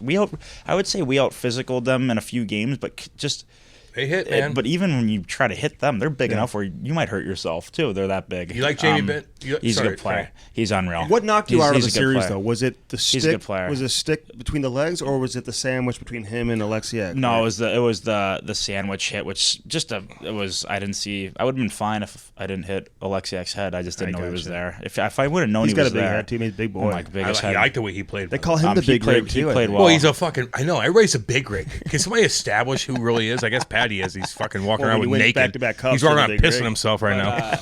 But yeah, then you have those 2 teams in the West, and that Ben played hard the whole series. They just had a lot of their guys just played. And let's talk about another team. The GM goes out and gets a couple of guys that they needed, were Pavelski and Perry, and those two helped out just a ton. Like they're warrior. They weren't great during the regular season, but that's not why they were brought in. Called them you, baby. Yeah, and then in the East you have Tampa, big team, and the Islanders, which are probably the biggest and heaviest team. And they'll dress heavies on Oh my Lou gosh. don't fuck around. Oh my gosh. Dallas missed Roman Polak, man. I mean, just having another body, another big body, just to be able to withstand. Well, they had Steven John. They had Steven Johns, too, man. but he got hurt in game 1 against. If they would have had him, that's a big decoy. Absolutely, big decoy. He got hurt, I think, first period. I don't know what he hurt, but he was out the rest of the playoffs. So what hurt you? Did you get your head? Yeah, head. Were yeah. you fucked up after that? I was for a little bit. Like what? I wouldn't say Describe it. fucked up, but You knew it right away, right? The way you went back to the bench, you I was were a little. so I was slow. just a little woozy at the start, and then once I got to the locker room, it was just anger, and I know that's kind of one of the symptoms. And you're emotional was tearing up a bit, just pissed off how you had to wait all this time, and you never know how long you're gonna be out for. But first few days weren't great, and then they got a little bit better, and then had just a tiny setback where it took me a few more days, and then I was gearing up, and would have been bad. I mean, you can't put a game on it, but I would say probably a week after our last game, I felt money. So I would say I could have been back for 3-4 against Vegas. Can you explain though, like to people, and a lot of people even that don't even play hockey kind of want to understand like the setback. Like explain to everybody like when you're concussed. Give me the day-to-day operation that you have to deal with when you're kind of fucked up to a point where you'll suck up anything to play. Yeah. So this must be pretty bad. Explain that. Though. Yeah, you can't suck this up. Like you Like, can't. what's going on with you? Like though? I mean, there's times where I would have liked to suck it up for games 5 when we were tied 2-2 after we just lost a heartbreaker game 4, and you have in your mind you're like, oh, can you are you feel spinning better or what? It was just like you'd get up and you'd be like, whoa, and then you'd go to bed. Like your sleep schedule's fucked. Like you're sleeping all the time and you're up in the worst times. And Dreaming then, weird and shit. Yeah. And then I went on the ice. I was feeling better. Rode the bike one day. Did a couple sprints. Felt great during it. And then the next day did a couple weight. Powerful stuff. Like try to take the next step. Little step, like just what, didn't like feel dizzy. Like, yeah, like, what does a setback I mean, mean? everybody's different from what I've heard. Mine was more just headache and head. But I think the day before, and then I skated once and felt great during the skate, and then at the end did a couple one-timers, and just the noise of the one-timers gave me a little headache. Really? Yeah, it's just little things, man. I told you that's it's just weird. it's You fucked. hear Yeah, about it. It's Like, fucked. people No. can't relate. Like I know. how could David Prom miss a full calendar year? They had no idea. No, and how can Sid get cross-checked in the Exactly. face and miss a game? Well, it's like even having guys a flu and being dizzy, and it's a bunch of weird combinations with your head, not your shoulder where you can be like, fuck that. I can no, your head where I'm like, I'm dizzy right now. I gotta sit down. Well, you can't play a game that. If realistically, you can suck it up and try to play. You can, but you're gonna be so bad, and you're gonna be at such a disadvantage. And if you get touched in the head, you'll be out for the rest of your career probably, or maybe not that extreme, but you'll be out. Right. I mean, when Sid had all those concussion problems, my only guess would be maybe one time he came back a little bit early or whatever. I mean, I had a concussion 2 years ago. Your rookie year, right? No, my second year, which was I missed the last 10 games, and that just was steady, not good until I didn't feel. They're all different. So like that was my first one. That was my first ever one, and it took me really long. Whereas maybe it took me 2 months or 2.5 months maybe. Whereas this one took me 2.5 weeks, and this is my second one. But I felt it was quicker. So they're all different. You can't. It sucks because you can't. No, there's no. Catch up there's on no you cure ever? to it. Do you ever just chill and everything's good, and all of a sudden you're like, fuck, I'm fucked up today. Well, I'm fucked up today. Oh yeah. Really? Oh yeah, definitely. Like I mean, there's days where I'd have plans to go to the rink in the morning and do treatment. Like I was doing treatment all the time, my neck and that stuff, and the treatments helped out a ton there in the butt, like so much. Loosen up the neck, and then you loosen up some of the headaches, and it eases the pain a little bit.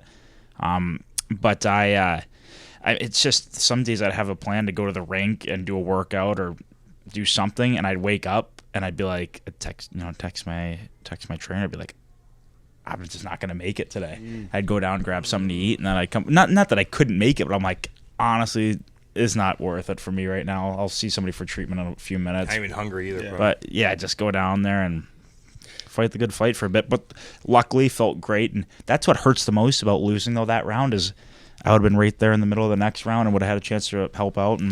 But no, all good. Let Tampa win this. The way the game is played today, though, like I don't know if there's another player in the league that has your brand, like who can get under the skin the way you can, piss people off, and then go between your legs and go bar down from the top slot 10, at the buzzer. get the I mean, fuck like guys just aren't doing that who play your style. But like the Cassian situation, I got to ask you about that because he's calling you a punk and all this type of stuff. And what's it like for you, like when shit goes down and then you know you're going to play the team again just a handful of days later, like in a Canadian market like that where it's just nonstop, Sports Center 24/7. Yeah. And the build up to the next time you meet a Doughty or a Cassian or whatever, like what's that like for you? Well, the build up for the Battle of Alberta is on another level, like more than anything, probably in sports right now. I would say that has to be probably the biggest rivalry in sports right now. Really? I mean, I can't think of another one off the top of my head. A meaner rivalry? Like no, like all these other rivalries are fine. Yeah. But you're fucking cross-checking guys in the head, and you're hitting each other, and you're fighting. Like you can't compare it to any other sport. And you have your some of your premier players in the league in that. So you have you have that, and McDavid's in it. I mean, he's the best player in the world by far. So that's another element, and it's must watch TV right now. It really is, but. I love the lead up for those ones. Oh, yeah. I just try to relish the opportunity. I love it. The only thing that kind of sucked about that one was I loved the lead up, but it happened right before bye week, All-Star break, and then we played them kind of right after. So In Draisaitl. So during that week when you want to like chill, and then you have the All-Star game, people talk a little about that. Whereas like, no, let's just enjoy the All-Star game. Like Brady and I are here. Let's talk about that Wearing instead of. yachties, But people would some of the media would like to go back, but we just have to continue to answer the same way. So what though? Ask those. You want them to ask those questions? No, that's fucking about you, homeboy. They're centering about you. Like, well, they made a big deal at the All-Star game, remember? Because like, So what? Did you make a sick pass to Draisaitl? He scored or you scored, and you guys didn't like. Whatever, you didn't like congratulate him on the way back to the bench or something, That's right? great. And everybody makes such a big deal about it. That wasn't like intentional. I know. We were celebrating at the Who gives All-Star a fuck? game, but that's Who cares? I know. But that's It's what, of course, perfect what the for media. hockey. But that's what takes happens, from it. man. The Canadian media, if I passed they it- read into everything. But But- you know what? You got to appreciate that, though, Matthew, because that's the way, like, athletes who play in the NFL and the NBA and whatever, like, they're That's going what through the they're same doing. shit. Yeah. Where a lot of the Yeah. NHL players Yeah. They get who the high. play in the States, they don't get deal with shit. that. So you know? and that's a great point about Canada too. I tell a lot of players, basically all the ones I run into, that gotta play in Canada once. Like it is cool. Like it is super cool, man. and just in this city. But it's even at the.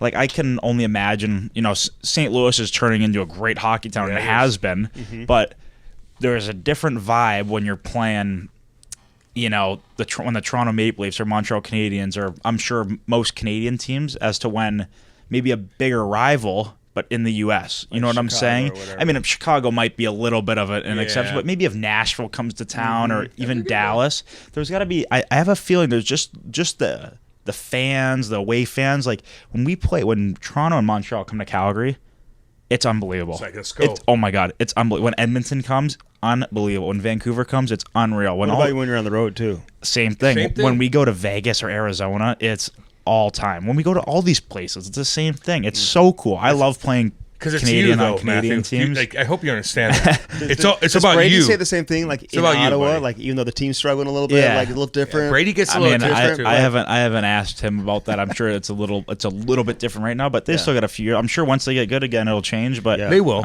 But I even when we go to Ottawa, a ton of it's pretty packed. You gotta give him a and go one of tons these of- days. I got a question. Absolutely not. He'd kick the shit out of me. Oh, really?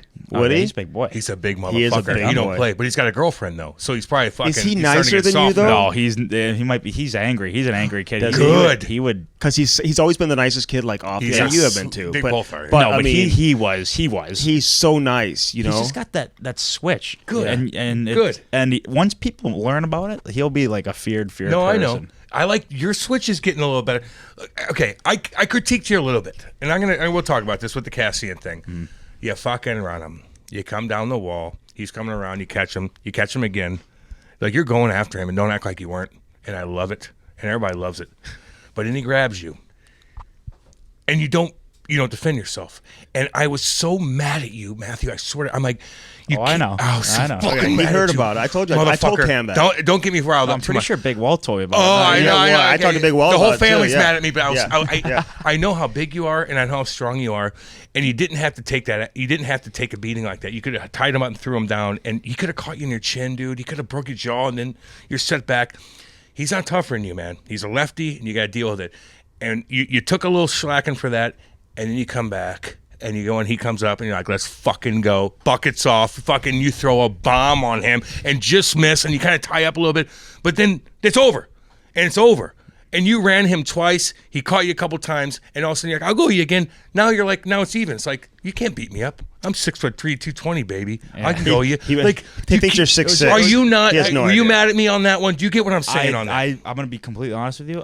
After that game in particular, I put the phone away. I would keep it away, and it was hard because you watch a TV and everybody's talking about it. But no offense, but you weren't on the Canadian TV. But a lot of other people were You don't know that. No, but it was good. It was just during that first thing. I thought it was. Were you trying to draw a penalty? Not really. I just thought that he was way ahead of me, and for me to catch up and throw, I thought I'd maybe give myself. You thought you were in a up, bad and spot. I just felt like I was in a terrible. So I would have, thought there was like going to be a big scrum coming. No and one stuff, jumped but, in though. Well, no, but it was Another- true. It's that was that's for another show. No, but they We'll don't talk have about that to. when Matthew's not No, here. they don't. Okay. No, they don't have. They don't have to. I don't I'm expect. just saying though. It's all No, good. I don't expect anybody. As you to, shouldn't because you started that, and that's fine. But No, that should but be a even- natural reaction for the teammates. That's fine. I just don't like. You're so big and strong. Like no one should. You should be. You're one of the scariest guys in the league. No one should ever. Let me be able ask to you do this that though: to you. what does Go Big ahead, Walt sorry. say after that happens? Yeah. Like, what Good does he question. say? I don't even remember talking to him too much about that immediately after, but I think the thing that I probably took from that the most is at the end of the day, if you're gonna go out in a rivalry like that, and it is big boy hockey now, and I wouldn't change one thing I did in the whole thing, and at the end of the day I can still sleep at night and try to put myself in the best position. I mean, at the time, if you look back on it, if we're gonna fight eventually, maybe do it that game. But then again, then even after I fight him the next game, people look at it, they're like, "Oh my God, he thought it was." Now he knows it was a dirty hit. At the end, no, I mean, I caught him in a spot where he had his head down, and those hits don't happen anymore. No, and they people don't, but it's- maybe hate him, and some people like him. People do it to me all the time when I'm back there, but Fuck yeah. nobody. It talks wasn't about dirty, that. but it was malicious. So it's not dirty, but you're going after it. They're a tough guy, and you know he's going to come after you. So it's like that's ballsy on your part. I think it was great. just all a perfect storm. It involved me. It was the Battle of Fuck Alberta. yeah, and that's what you want, though. you know what? We love it. you know what? It was the rivalry is back and it's exciting, and the Well, you're a big guys, part of that, the guys man. on the team were fired up, and even after that, even during that scrum, like I mean, I was getting, in the scrum with him there when he was throwing me around there, and he got the penalty or whatever, and the guys we were talking about in between periods, and everybody knew kind of in between periods that it was, wow, what the fuck just happened there and stuff, and they're like, let's go out and let's score, let's make him pay now, and let's go out and win, and then deal with it another time. I'm like, done. And you did. I'm like, done. Yeah. So And then I went and ran him one more time in the third. Yeah, I Yeah, saw I that. love it. Do it again. Is the rivalry with him though? Like, No. is there an individual rivalry? Like, do you have an Absolutely individual rivalry like you have with Doughty? Does that exist with another player in the league or no? I mean, I don't even think everybody makes a big deal about it, but like, I mean, if I play against like a Roman Yosu, who I look at's one of the top D in the league too, like every time he has the puck, you try to hit him, and you try to get him off his game a little bit, but nobody talks about that because it's not as it's not as big of a personality between the two Here's guys. why, But though. He's not gonna throw 'Cause left heat here's on why. Yossi's not making a big deal out of it to the media either, off the ice. where Oh, Cass didn't well, Doughty does. he? And Doughty. Doughty They talks both did. about it a lot to the media, where it just obviously right. drums it up and honestly, creates though, at the end more of the day, intensity, but at it's the end good of for the day, game. though, It's good at for the end of the day, game. though, Yeah. those two D are like great D in the league, and like I said, like when you play against really good players like that, you ask any guy on our team, especially the guys that are going to go out there and try to finish their checks, like Luch or Benny. Especially Benny, we talk about it a lot. I mean, he goes up there and he kills guys. Yeah. He can run around. He can kill guys. So you always have the guys on the team. I mean, in playoffs, you try to hit Heiskin every time he touches the puck. You try to get Klingberg off his game, but you just can't catch Heisman. Oh my He God. 10s and 2s. No, he walks the line. Changes speed. What do you do when they walk the line like that? He's just a top 5 lock D in the NHL. Oh my God. Like lock. You see him walk the line in a play like in the he's unbelievable. What do you do to try to mimic? He shoots all the time and he never gets it blocked either. It's crazy. He's a really good player. I don't know. We've had this talk in the household about who's the best D, who are some of the best D in the league, and you just keep forgetting guys every time you go through it. But it's got to be like Hedman, Heiskanen, Makar, Hughes, Yossi, or Carlson in there, or somebody. Like you throw Hughes in there already. Oh yeah, he's good. He's sick. Oh, you threw Carlson in there. Well, I mean, John you just have all Carlson these or guys. which Carlson? Yeah, John Carlson. Okay, yeah, I was like Eric, like he's no, got no, one. no, He's no, got no. one. Well, Eric's you'll fucking murder Eric's him. right in there too. You're gonna murder him. Yeah. I mean, Eric's right. There's just so Eric's in the burn. Like there's so many good play. Petro, like Parayko. They've got so many good D in the league. But Heiskanen and Hedman are Heiskanen and Hedman are the two best. I think. Go ahead. Andy. Well, just how do you balance though your game? Like you're so skilled, Matthew. Like, listen, we're talking about a lot of this other shit that goes on, whether it's Cassian, Doughty, whatever. But every time you jump over the boards, I mean, you can make the case you're the most skilled player on the ice too. Like we've seen it, like some of your highlight reel plays. How do you balance it for yourself? Do you feel like you got to be an all-around player? You got to have the aggressiveness to make you a complete player, to have you be at your best? Or do you feel like maybe you should focus more on your offensive skills and maybe you're going to produce more offense as a result? Like, how do you balance that? Well, I mean, I'm sure if I focused more on the offense part, maybe I'd produce a little bit more. But I think at the end of the day, if I focus on that, I'm doing my team a disadvantage. Disadvantage. I think that's the word there. But we'll ask Cam. Cam and Strick podcast here for our boy Dan Bellman with Bellman.com. Yeah, baby. You need some new wheels? Why not get a Cadillac, a Buick, a GMC? Head out to Troy today. And again, don't forget about Chrysler, Dodge, Jeep, Ram right across the street. No doubt. Right there in Troy, Missouri. Visit them online. Check out their new selection, the pre-owned selection, the best service you will find anywhere in the country. Bellman.com. BEHLMANN.com. Get yourself some new wheels in time for the summer. Yeah. Now back to the interview.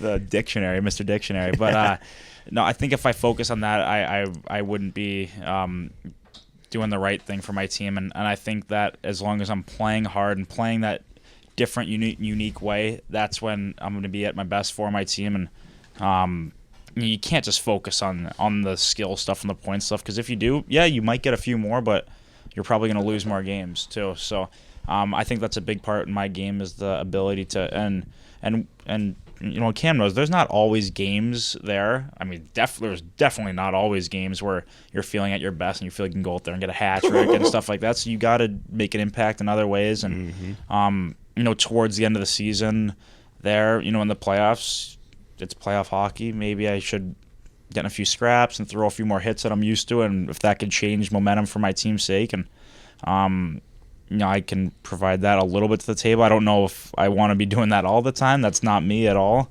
But I think at the end of the day, I'm an offensive player who can do that stuff, but I can also provide that other stuff, and I'm a competitive guy.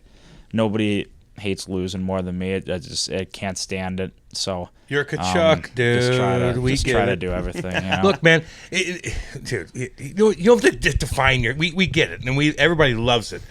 And when you have people that hate you, that's kind of a good thing, dude. Because if they hate you for shit that you do off the ice, then you're like in a jam. But they hate you for fucking going and playing. They want you on your fucking team. So always remember that. Yeah, no, it's good. What about Andy? And we've talked about this before too.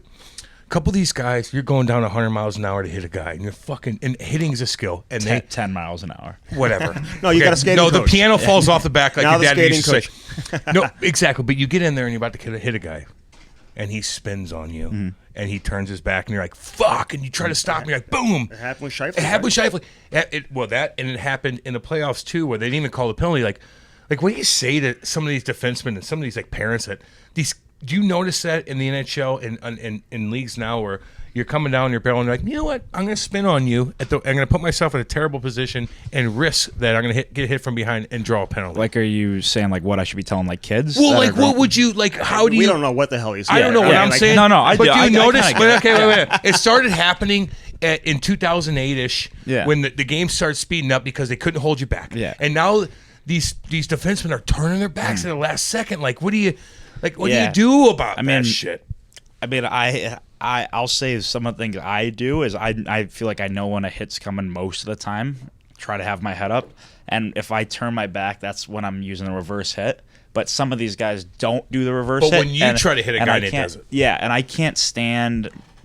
I mean, I hate the penalty calls when a guy turns, but I do understand that's the way it's kind of trending, which I completely get, and it's good for the offense of the part of the game. But I'd say if I would tell kids now, it's like, be like safe. Like if you do that, you're putting yourself in a horrible position. Especially if you turn and you turn like away early enough, whatever. I mean, if you don't want to get hit, that's fine. But if you just like turn your back, or if he hits you, you're 3 feet from the boards and going in head first. Like that's where some injuries come in. Like that's not good, and that's what needs to be out. But sometimes I catch kids, having their head down or just looking in la land, and they don't know when a hit's coming, it seems like, or they don't think you're going to get hit, and that's a problem. I mean, I know they're pushing back. I think they're pushing back hitting at all levels now. Like, it's getting older. In juniors, they are now. I think so. Like, I always thought it was kind of good when kids could start to hit early. It would suck when the kids that develop quicker and are way bigger, but it also teaches you to protect yourself at an early age, so it's ingrained in you when you get to this and get this. But no, it is what it is with that. But I mean, honestly, the best players know how to do it and are safe about it. Like the Heiskanens, like they stick their ass out and you have to hit their ass. But, or he spins off and you can't even get a piece of him. Like those guys. Where Makar is like the guy where he'll turn his back and hit you, whereas Heiskanen's the type of guy, or Quinn Hughes are the guys that spin away and don't even get touched. So Makar will reverse you. He'll try. Oh, he got me good. He got me really good. Really? Right in the first game back. Sternum, baby. First game back after I signed, so just trying to buzz around out there, wasn't in camp at all, so try to be a little bit of a hero in the first period. He just buckled me about 10 minutes in. It's like, and then you don't want to hit him again because you lost the wind. Oh, it was terrible, and I always remember that. But you know what? Like, everyone focuses on like the individual rivalries you have with some of these guys and like pissing people off or whatever, get under the skin. But I love the veteran guys who have like a sense of humor too. Like, tell the story about Brent Burns. Like, you took the stick out of you took it on the bench. Remember your rookie year, and then. Like, you took the stick away. He was trying to get it back from you, right? You were on the bench. You took his stick. Yeah. And then what did he do after the game? I think I was still 18 years old this time, and I was center lane drive, which I never am, and his stick got tied up in me, and for some reason I just like thought, like, it's tied up on me. Why don't I just pretend I can't get it out? But the closer I got to the bench, I can feel it starting to like slip a bit, and so I had to like grab it. And then I went on the bench and brought his stick on, and like, obviously they're gonna call a penalty on that. Like, why wouldn't they? But I thought at the time, like, I don't know, maybe I can get away with this. And he came onto the bench, like, pushed me, grabbed the stick. I got a penalty for delay a game or unsportsmanlike or whatever I did. And then later in the third period, that was in the second period. Later in the third period, I think we were winning, and we just had like a light moment about it in front of the net. And I think he said something like, If you want one of my sticks, all you have to do is ask. I go, can I have one of your sticks, Ed? And I would have never asked. I would have been too scared, though, at the beginning of my career and at the beginning of the game to ask that. But after the game, he signs it and sent it over to my trainers, and it was awesome. He's a cool cat. I forget what what he it put said. on there, though. It was something like Dick. You did no. It was like you didn't have to steal this one. Love playing against you, or something like that. See, he's a cool That dude, is man. so cute. That's what I'm talking about. He's yeah. God, like, not the guys that like lose their mind and want to create drama. Like, it's just like, No, I dude, love you're it. playing Yeah. the game, Give man. up. You're Yeah, but playing there's the game. yeah, but like going back, I mean, like, he's another guy who is their best player, and you try to get under his skin, and you could say if people really wanted to pay attention, if they call some of these other one-on-one rivalries, and they should put that in. But that's what I mean when people overreact about all this stupid stuff, and there's no one-on-one rivalries in the NHL. Like, I mean, if you make it that way, yeah, there are, but at the end of the day, there's team rivalries, but and The if media makes everything up. everything. And Well, that's you know what? fine. And we see some of it. I know you got to go, and we're gonna let you go here in just a minute. But like, No, you're never leaving. Obviously, you got like Reaver and Evander Kane. They talk in the media and stuff like that. But you and I talked about this. Like, one of our favorite players, on our podcast, and I know you like him a lot too, is Tom Wilson, man. He just goes out and plays hard. Like you got Handsome respect bugger. for him too, don't you? Like guys like him. He's a great player, and people they continue to talk about the bad stuff, whereas they don't talk about he was probably their integral part in winning a cup. Yep. Nobody talks about that, and I just don't understand these people that don't talk about it. Don't obviously just don't know hockey and are paid to do a job that they don't know. But he's like a huge part of that team. Like probably other than Ovi and their goalie, maybe Carlson, but he's unbelievable. Their team is such a wagon. They have such a good team.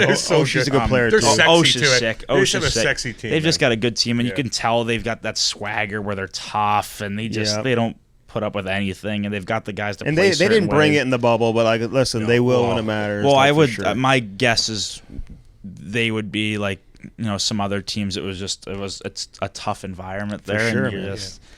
I think a lot of teams would be in the mindset where they'd be like at the start of the bubble, they'd be like, honestly, guys, this is crazy and this sucks. Like not our team because we had to play in that play-in stuff. But I have a feeling some of the top 8 teams that had the bye, they would be like honestly losing their mind during like the preseason games because we're already in it. We're grinding, playing every other day.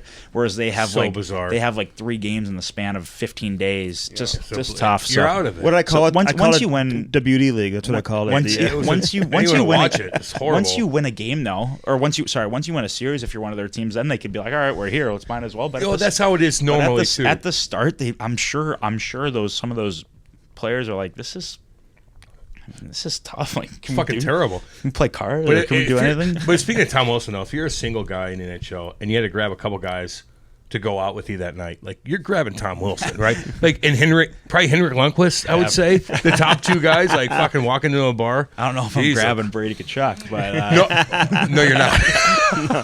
I can't wait to give that back. We're gonna get him on. Speaking of that, so I can get this in right before I leave, but told Strix I want to get this in. Something I wanted to say to kind of throw my dad under the under the bus here a little bit, but I just land. He picks me up at the airport. He's like, "What rush?" I go, "Kind of in a rush. Let's go." And he's like, "What are you in a rush for?" I'm like, "I got the Cam and Strick podcast right now, and or in 45 minutes." He goes, "Oh, good." And I go, "Have you like listened to it? Like, what's it like? Is it are they funny? Is it serious? Meet in the middle? Like, what's it like?" He goes, "Never listened to it." And I'm like, He's so bullshit. That fucking dick. He's so bullshit. I've talked to him about it so many times. We had Shane Doan on, and he helped me with that and whatever, man. He's We love your daddy Big Wall, so man. damn One of much. my favorite people ever. We pump his tires up more than. I'm done doing it. Hey, but I'm done doing it. he should be your third. He should be the third. I know. chair. I'm done doing He's it. more than welcome anytime. But I told this to Cam the other day. Like, if I used to like run my mouth, whatever, write a story I shouldn't have written, whatever. People get pissed off. I'd walk in the room and like a player would be like, "What the fuck are you writing, Strick? Like, why would you write that?" And your dad would stand up. Shut the fuck up. It's true. Your dad. Oh my god. Your dad. He's right. That's what he'd say. He's right. He was so unbelievable to me. And we'd come in, and Andy Murray would walk in like, "Okay, we have practice tomorrow at 8:00," and Walt would get up like, "The fuck?" Like, where's Paul? Paul Korea, get your ass in there right now. And he's like, he's got to get his chew. He's got to do his thing. And he's got to undress. And he'd make Paulie go in there and fake yell at Andy Murray, which Paulie's like, "Excuse me, Andy Murray, can we please get off tomorrow?" And then Walt would go in there and push him out of the way, like, no, we're off tomorrow. And then Andy would walk back in the locker room and be like, "Okay, guys, you're off tomorrow. Have a good day. We lost 8-0 today." It's just that's the way it was. I love One him time so much. they lost in overtime, and Andy Murray didn't play somebody in overtime. I forgot who it was, whatever. And I was like, "Andy, why didn't this guy play in overtime?" He's like, "Well, we were matching lines." Of course. So I go and tell Big Walt. I'm like, "Yeah, he was matching. That's why." All of a sudden, he goes right by the coach's room. "You don't match in overtime." Fucking match in line. Like, he was in happy mode at the end of his career. Yeah. Until he got his teeth knocked out, of course. But he was in and it was just so fun. You guys would troll in. He's and we'd be funny, like, "What's though." up?" We were on the bike, and your dad would act like he was riding the bike, but you and Brady would walk in, and I'd give you a kick on the ass, like, "What's up, you guys?" And nothing. And you'd walk around and take the Gatorades out. Oh my! I'm like, these kids those are were so days, man. fucking Oh my God. hilarious. You don't match in overtime. No, That's you don't match in overtime. That's one of the greatest lines ever. Yell And I at wrote him. it too, and Andy got pissed. Yeah. Not the first He time. got pissed at both of us a lot. Loved it though, man. Hey, At the end of Matthew, day, the you man, can't dude. you can't match it Can't overtime. match The it other Fucking day. hey, that's what I always said to the coaches when I didn't play out there. dude, always good to see You're you, the man. man. Appreciate dude. you guys. We'll have to run this back again one Yeah. time. And your I thought- legs look you look good, dude. You're a thought you were fucking gonna take- monster. Look how big his legs are. I thought you were taking Andy, us out to Old Warson. Andy, those are legs you need to have to get the puck out of the zone in alumni skates. See these fucking He's legs? been doing That's what hockeytraining.com. That's what this guy's been I doing. think it's more just like stick handling in the base, man. I think it's He needs a stick hereditary. handle too. His stick handling sucks as well. No, it's not that Well, bad. Okay, fine. Cam's all over me though about like for my new house, having this like shooting room for my kid, like which I'm Big already time. planning on doing. So better. I actually talked a bit. I called Big Walt this morning. I'm like, hey, who did your shooting room? I need to know who did your shooting room. He's like, I'll find out, and let you know. Yeah, dude. But You gotta like, have that. no chance he's getting back to you unless you call him back. No, again. he said he's got to ask your mom. He said she was the one that would know. But you guys were down there all the time. Those Yeah, kids, still weren't there, you? still there. You still do it? Oh yeah. Well, why wouldn't you? It's your fucking little jam spot, man. When I'm back for the very little I'm back, might Yeah. as well use it. Yeah. How long are you going to be in town? Like you just don't know. I guess. I have right? no idea. Will you stay here the whole off season? I doubt it, but here for the time being. Okay. Where do you want to move? By me? Yeah. When you want to build a house here, you can live by me. Absolutely. I know Done. you will. Done. I'm Your daddy's gonna hate that, but that's okay. Hey, save that money. No, why I live in a blue collar neighborhood. You're living by me. You're save money. Shit, yeah. I love it. Hey, Well, I you're the appreciate man, it, dude. boys. All right, Matthew. Get out of here and go Awesome. work out. Good to see you, bud. That was Matthew Tkachuk, man. Great conversation. Great kid. And he's got a great future ahead of him. He's only getting better and better and better. He's got big legs. Jesus Christ. Dude, how do you get big legs like that? Holy fuck. How do you do that? You work out? Is that what it is? How do you get small legs? That's the question. Well, I can tell you that. But how do you get big tree trunks like that? Is that hereditary? Yeah, a little bit. His daddy's got big legs and Oh, shit. my so God. The whole family does. Just monsters. Yeah, yeah. I don't know. I he's never just a really big realized. fucking dude, man. Yeah. He's a big Okay. dude. Great to have Matthew He's on. shaving his And head, too. always appreciate him coming by and hanging out with us here on the Cam and Strick podcast on this edition. As always, brought to you by CarShield and CarShield.com, 800-857-2481. Mention the promo code CAM. You'll save 10%. Again, 800-857-2481. Get that protection. You know you need it. CarShield gives you options. Most people won't. That's the bottom line. You get to pick your favorite mechanic or dealership, too. We don't talk about that enough, man. Have your car serviced wherever you want it. They'll send you a rental car. They'll pay for the rental, too. Honestly, it's probably the best deal that I've ever heard of in terms of how CarShield I love when people will hook you up. message me on Twitter, because Yeah. I keep the DMs open. Like, I just want to let you know, I got CarShield. I put the code in. I did this. I did that. I get those every single day. Oh, do you really? It makes me feel so good. I love dude. that, Oh, man. I need Again, to send it to them. by the yeah, way. the promo code is CAM. Save that 10% by mentioning that promo code with CarShield. Of course, Bud Light Seltzer. Seltzer. 4 original flavors. Do you know what they are? Strawberry, black cherry, Okay. lemon lime, Yeah. and Oh, God, what is it? Mango. It's mango. Mango. I love mango. of course they've got the variety packs. Grapefruit, cranberry. Strawberry comes in the variety pack. all Also good, pineapple, dude. I got to try that pineapple. good, man. Pineapple's really good. Getting great It's reviews. just like some days you just want a fucking pineapple beer. You're like, okay, Let us know oh, where yeah. your chill zone is. Where you chilling this Please. weekend? Hit us up. Where you drinking your Bud Light Seltzer? BudLight.com, of course, 5% alcohol, less than 100 calories, less than a gram of sugar, so it's not going to leave you feeling bloated. Make Bud Light Seltzer a part of your weekend coming up this weekend, no Yeah, matter yeah, where yeah. you are. No matter where you are. I love you Canadians. I know you guys are up there. It's getting a little chilly now. The leaves are changing, man. Like, just show us, baby. Let's see it. HockeyTraining.com. Take your game to the next level. Men's League player, listen to us. We've been saying this forever. You need it. Don't think you don't. If you're a young kid, you're a parent, give your kid the best Yeah, chance to please, succeed. Please. Give your kid the best chance to have success. If you're a hockey coach out there, you're looking for ways to improve Yeah, your man. team, Just look dude, at the you need videos. HockeyTraining.com too. Simplify your shit, dude. And not to mention, again, like, have that bonding session with your kid. You put on hockey training. You go right into your basement, your little chill zone where you and your kid are doing your thing. You're shooting on a net. You're doing this. You put padding up. Like, God, find a goddamn spot.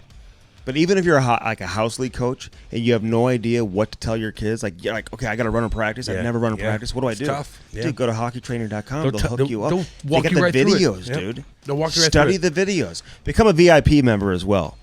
Kevin and Dan flat out hook it up They hook it up. with HockeyTraining.com. VictorHockey.com. Ooh. At Victor Hockey USA. Check out their hats. Check out their hoodies. Mention the promo code Cam and Strick. You'll save 20%. We got the hats on right now. Sick hats. Badass. We got a new video out, by the way, we put out on Instagram and Facebook. Yeah. So you can check that out. You can see us wearing our Victor Hockey hats. Yep. VictorHockey.com. Save 20%. How about Bellman.com? I want that sides of the dually. street in Troy, Missouri. I want that dually. You got your Cadillac, your Buick, your GMC, your Chrysler, your Dodge, your Jeep Ram. Check out the new inventory. Check out the used cars. You got nice selection.